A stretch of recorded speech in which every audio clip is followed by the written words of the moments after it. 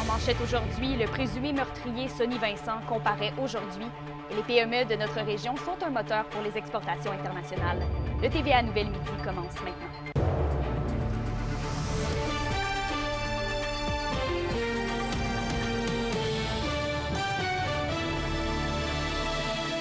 Bonjour tout le monde et bienvenue au TVA Midi. On commence le bulletin avec une nouvelle judiciaire. Sonny Vincent, suspecté dans le dossier du meurtre de Sylvain Lizotte à Malartic, survenu il y a quelques semaines, fait face à la justice aujourd'hui au palais de justice de Val-d'Or. Il devrait comparaître cet après-midi vers 13h30. La semaine dernière, il a déniché un avocat qui a accepté de le représenter après 2 reports face au directeur des poursuites criminelles et pénales. En économie maintenant, Commerce international Québec a récemment réalisé une étude qui explique que ce sont les petites et les moyennes entreprises qui ont le meilleur rendement au niveau des exportations internationales. Et Alexandre, ce serait quand même une bonne nouvelle pour les entreprises de la région. Oh, absolument. Écoutez, Kémilia, il y a quelques minutes à peine, je m'entretenais avec la présidente de Commerce international Québec, Nadine Brassard. Et selon elle, les petites et les moyennes entreprises d'aujourd'hui sont les grandes entreprises de demain. Et ça va bien pour les PME et surtout les PME de la région. Selon Mme Brassard, dans une région dite ressources, comme l'Abitibi-Témiscamingue, une région ressource comme l'Abitibi-Témiscamingue se démarque à l'international, notamment en raison de la qualité des produits qui sont exportés à l'international. Toutefois, reste encore à surmonter le défi parfois imposant que représentait le fait de se lancer dans l'aventure internationale. On peut l'écouter à ce sujet.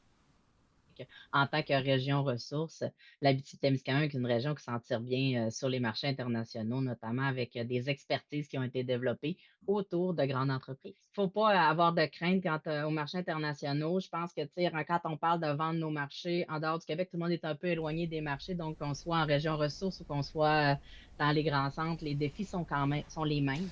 Donc, c'est de la fierté. C'est surtout ça qui émane de cette recherche de commerce international à Québec. Et pour ma part, je vais démêler tout ça et je vais vous préparer un reportage spécial économique pour le bulletin de ce soir. Parfait. Merci, Alexandre. Au revoir. Et toujours dans la même lignée, Investissement Québec dévoile le bilan de ses activités pour l'exercice 2023-2024 de l'Abitibi-Témiscamingue.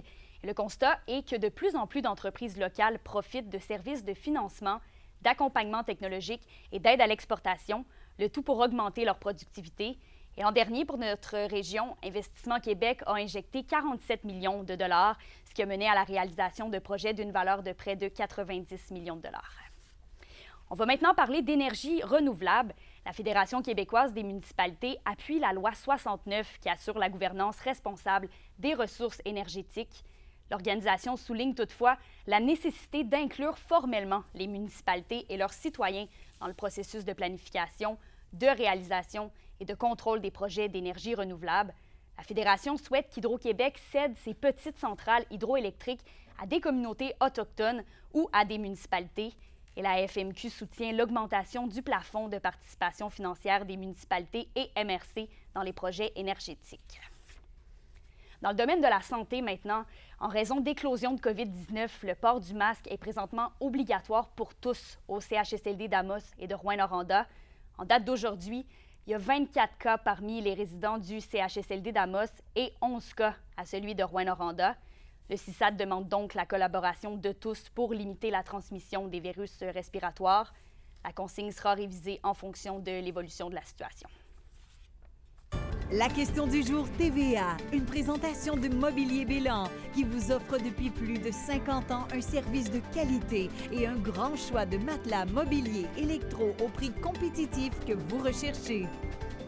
À la question du jour, on vous demande, êtes-vous inquiet d'une recrudescence des virus respiratoires? Pour voter et commenter, rendez-vous au tva@abitibi.ca.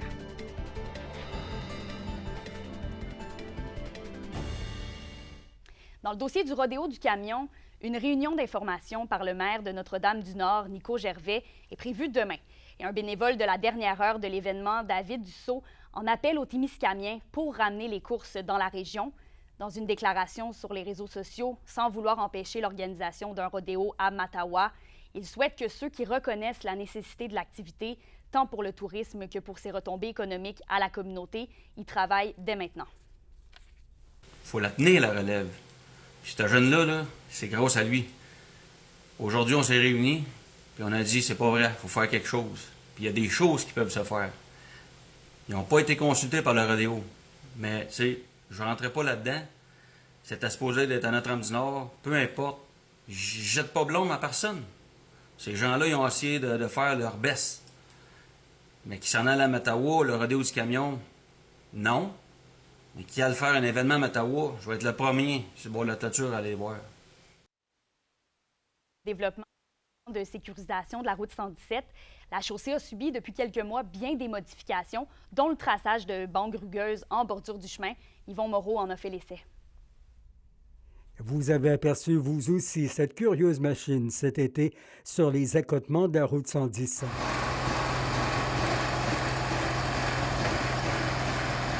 L'équipement unique au Québec a pu être prêté à la région dans les derniers mois. Elle sert à graver nos bords de route et à y implanter des bandes rugueuses, la plus récente sécurisation destinée aux cyclistes et automobilistes, tant dans la réserve faunique de la Vérandrie qu'aux abords du reste de la route 117 en Abitibi. Le ministère des Transports et de la Mobilité durable a fait une analyse à travers le Québec, a fait des 3 projets pilotes pour justement en venir à la conclusion de ce pattern-là, de cette configuration-là qui optimise ce qui se fait à travers l'Amérique du Nord pour l'implanter sur notre réalité en Abitibi-Témiscamingue et dans le reste du Québec. Tu peux arriver puis être distrait, puis arriver sur la bande rugueuse, tu te dis « Oh, là, faut que je me retasse un peu. » C'est la même chose que vous soyez en auto ou avec votre vélo. Oui, c'est ça. Au Québec, 1 accident sur 5 implique la fatigue. 24 des accidents mortels sont causés par l'endormissement des conducteurs. Une somnolence qui survient surtout vers 4 heures la nuit et le jour entre 13 et 16 heures. Désormais, ces encavures sur l'asphalte font vibrer les véhicules et alertent les conducteurs. Parmi les travaux de sécurisation qu'entend faire le ministère des Transports du Québec, on souhaite d'ici les prochaines années faire de la distance entre Rouyn-Noranda et Val-d'Or un véritable axe autoroutier.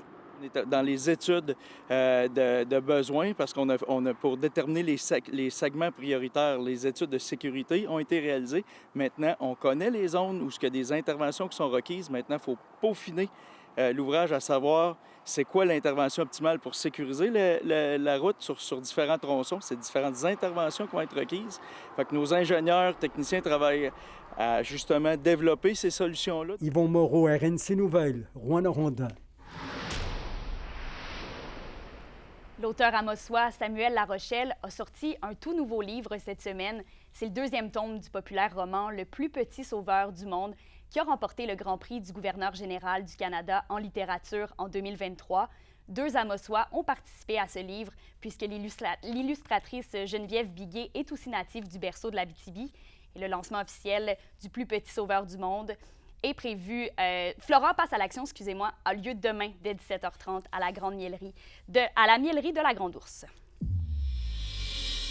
Les Foreurs de Val-d'Or tenaient ce matin leur dernière séance d'entraînement avant de quitter pour leurs 2 matchs du week-end sur la route.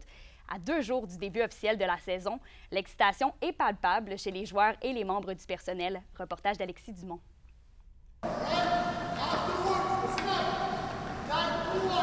Plus que 2 jours avant le début de la saison. On est excités, c'est une nouvelle saison. C'est excitant, on a hâte que ça commence. Mais avant de passer aux choses sérieuses, les Foreurs avaient mercredi matin une dernière pratique d'équipe dans le but de se préparer aux 2 matchs du week-end. Super pratique, j'aime l'ambiance, les gars sont souriants, puis je te l'ai mentionné dernièrement, l'ambiance est bonne, on a un beau groupe de jeunes dynamiques, bien accompagnés par les vétérans, puis j'adore les sourires que je vois, les étoiles dans les yeux, on a une belle gang. Au programme cette fin de semaine, un arrêt à Victoriaville vendredi soir pour entamer la saison, suivi d'un duel contre le Phoenix de Sherbrooke le lendemain.